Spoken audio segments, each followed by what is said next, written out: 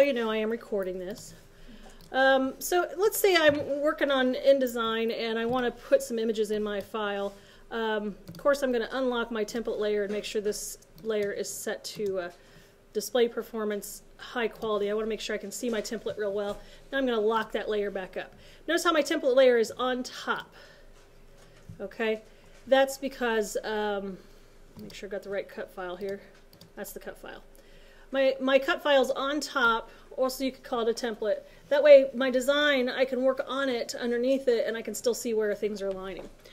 Okay, so let's say I'm working on a Sharpie box, and let's say that along this panel right here, this blue panel, I have a Sharpie pen. So I am going to place that graphic from Photoshop to InDesign. My mouse doesn't seem to want to work very well, guys, today, so bear with me. Before I do have a Sharpie here that I did create in Photoshop, and so I'm going to open it just to make sure it's the right resolution, right file type, that kind of stuff. You guys should take the time to do this as well, since you're graded on whether or not you're following proper technical protocol. So I'm opening this in Photoshop.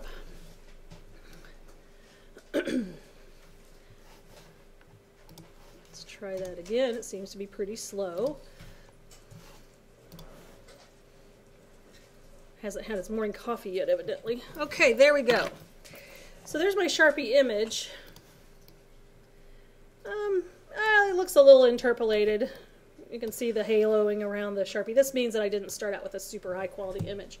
But I will go to image size, and you will see that it is almost 6 inches wide by about a little over half inch tall, 300 pixels per inch. It did not start that way. It started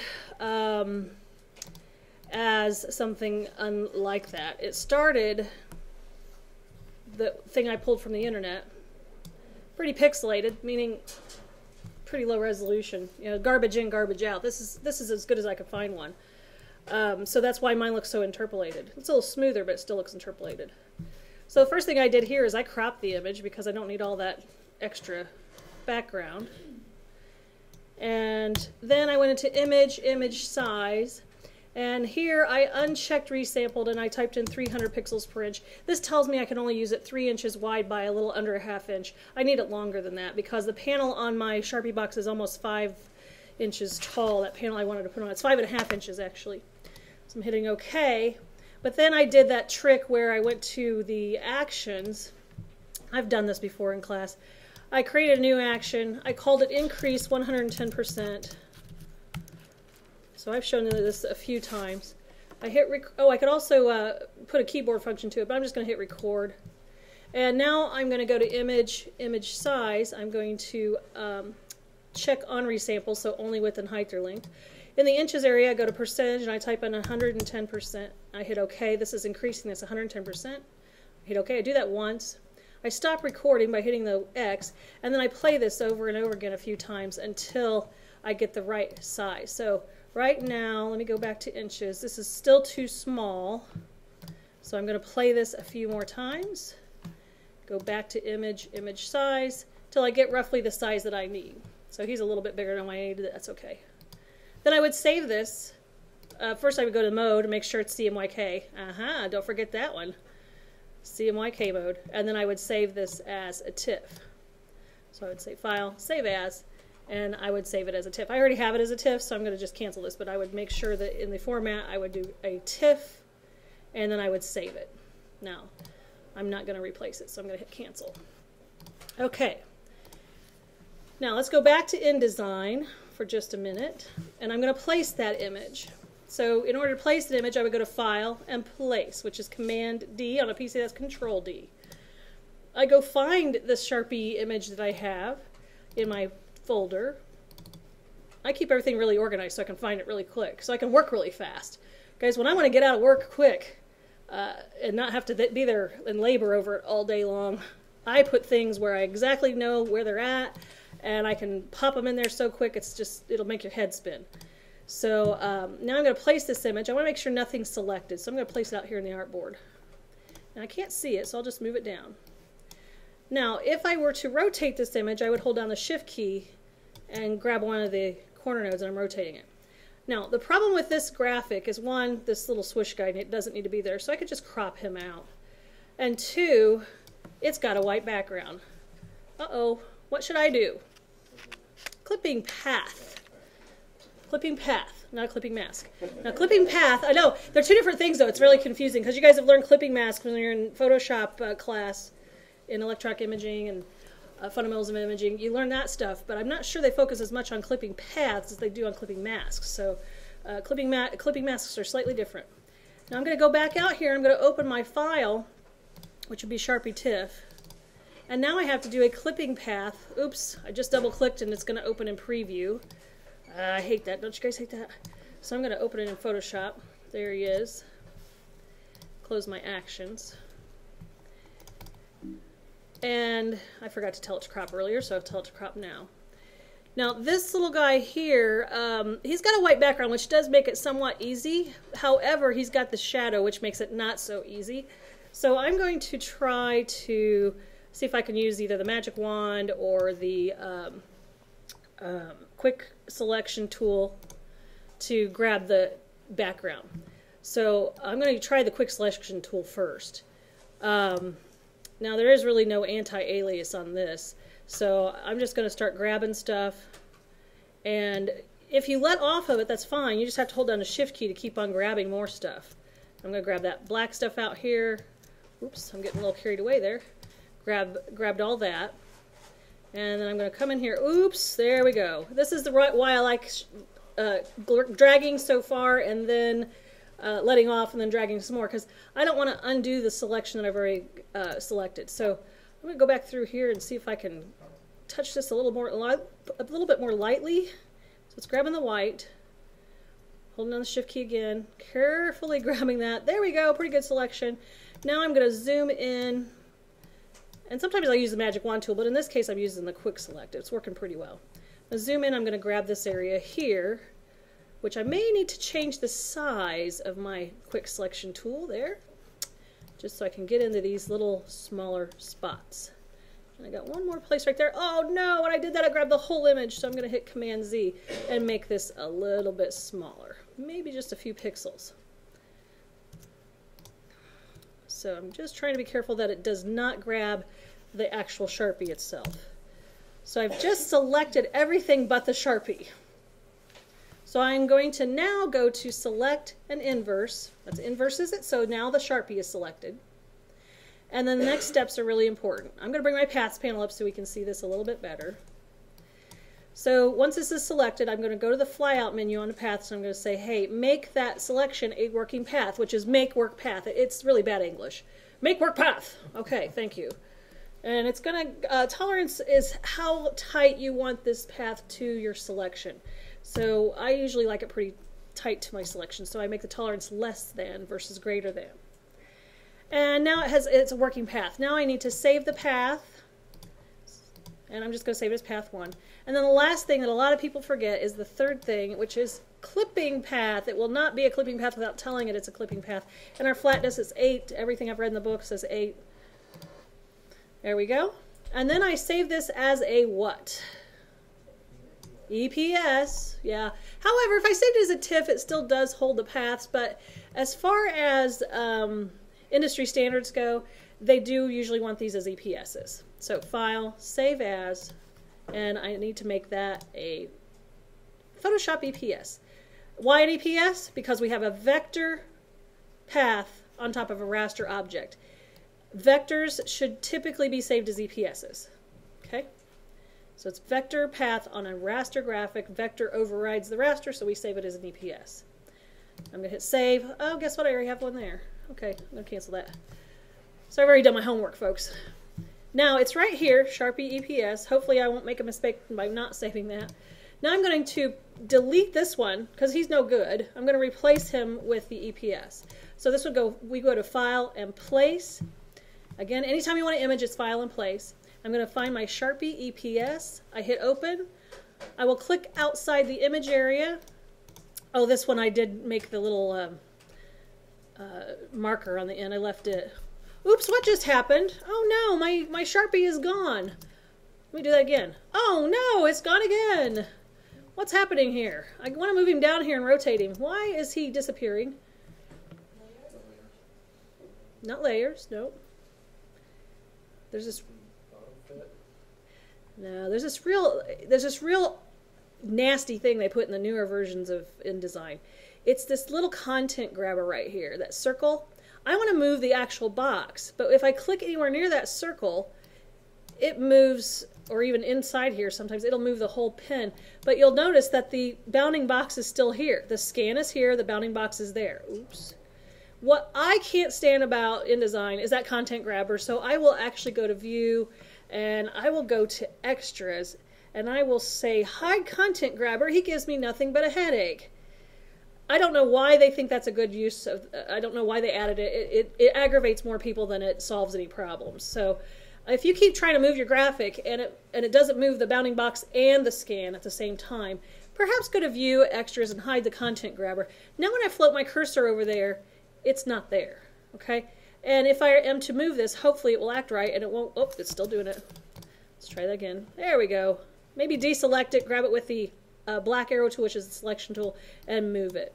I should have maybe even hit escape.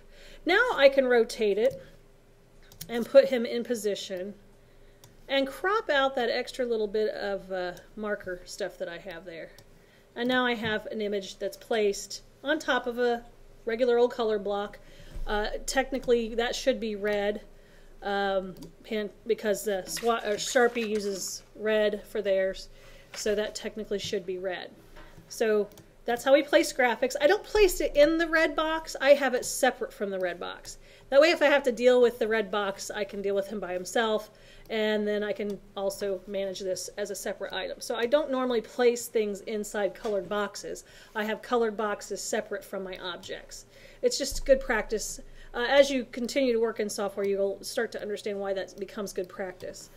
Okay, so I don't put type in very large boxes and make those boxes a color either. The boxes are separate from the type. Okay, so there's how you place graphics. Is that a good answer to your question? Okay, and then I continue to build and build and build. And then just to type stuff, I just use my type tool. Again, drag somewhere, click and drag somewhere where there's nothing. I oftentimes will do that just so I don't end up inside of a box, because if I were to just click here, oh look, it just put the type in that yellow box, darn it. So that's kind of a pain in the neck. So I oftentimes will start typing outside an area that I know has nothing. As soon as I click on something and start typing, it types inside of that box. So I'm always using my artboards and my blank areas for that, and then I'll move it in and start dealing with it independently. Now, how did I make this large, you ask? This is something we learned from Project 1, but we've probably slept since then. How did I make this the word typography really large, really quickly? How did I do that? You guys remember? Shift Command, click on a node and drag, and you will make your typography, or even images. I can do it with images. Shift Command, click and drag. You can go smaller on that, but I wouldn't go larger because you're blowing up the pixels and it'll start looking pixelated. So Shift Command, click and drag in case I needed this somewhere else smaller. I could copy him, which is just an Alt drag, Alter option, and Shift Command, click and drag. Be careful that you don't flip it on the other side because then it'll be backwards. Now Sharpie reads incorrectly. Type will do the same if we're not careful. So you have to really watch it. Keep careful of the details. Don't accidentally make your stuff backwards or wrong reading. Okay, so that's pretty good for what we need, right? Just a reminder, we are still using the Pantone colors here. This is again a little bit of a review, but I did not record the video on how to get Pantone colors. So how do I get these Pantone colors?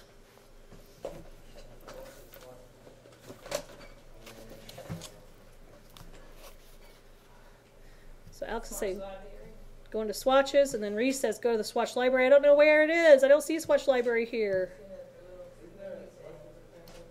There's swatch views. Where am I going?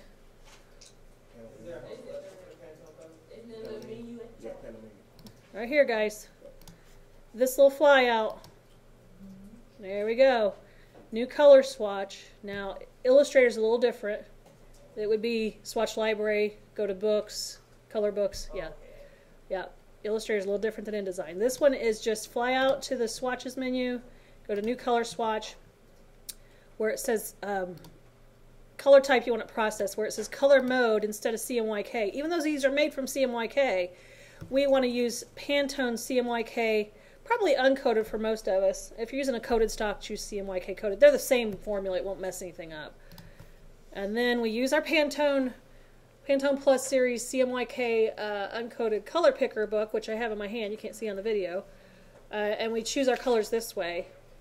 If, however, you're printing and you use this and it comes out not close at all, I also have printed out in my hands, I have what is called a CMYK sampler, and it's the colors that our actual printers can actually print.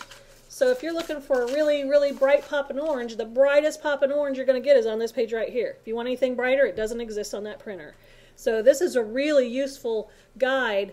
So then what I'll do is I will I'll replace a color with the color on this guide and for printing only, and I'll save this as a different file. So I'll sit here and go, well, this is for printing, and my printing came out kind of dark and yucky, so I'm going to save this as Sharpie packaging for school printer. That helps me separate my files. And then let's say this Pantone 52-8 came out too dark and the printer just can't get that kind of color exactly like what the book showed.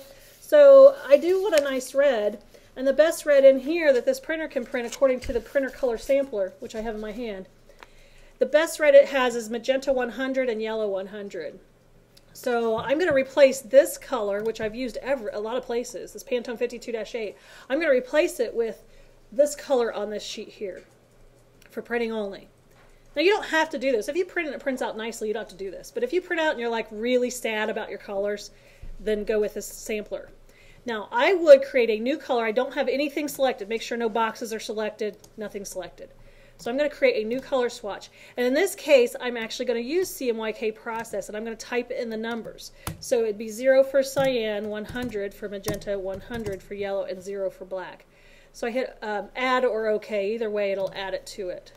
Now, to replace all of the things that are using Pantone 52-8, assuming that's 52-8, yep. Oh, 45-8 also. Maybe I'll make them both 52-8.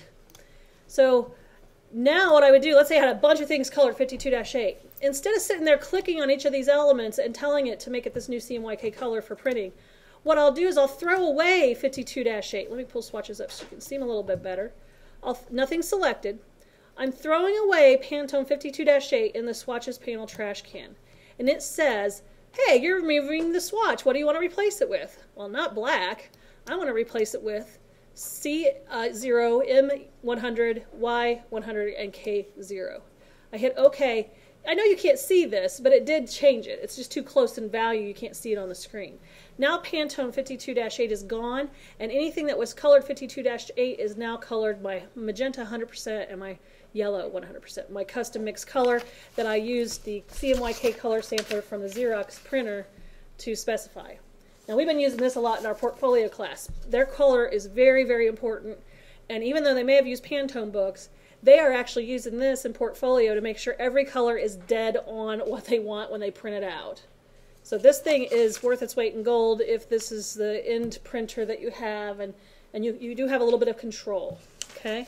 So even though these Pantone books are super, super critical, if it were going to real press printing, meaning a press where they ink a $1 million press, these are super important. But if you're trying to get a mock-up that looks really, really good, save the file as a different name and use the CMYK sampler to replace those colors that you used for your Pantone. Okay? And then I would save this.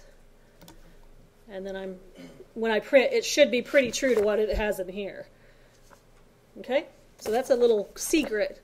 All printers have these. You can print these out. It's a little secret to being able to match colors to the actual printer you're printing on, the digital printer. Okay, so I'm going to save this. And I think for now I'm done with the demo, so let me stop recording and save that.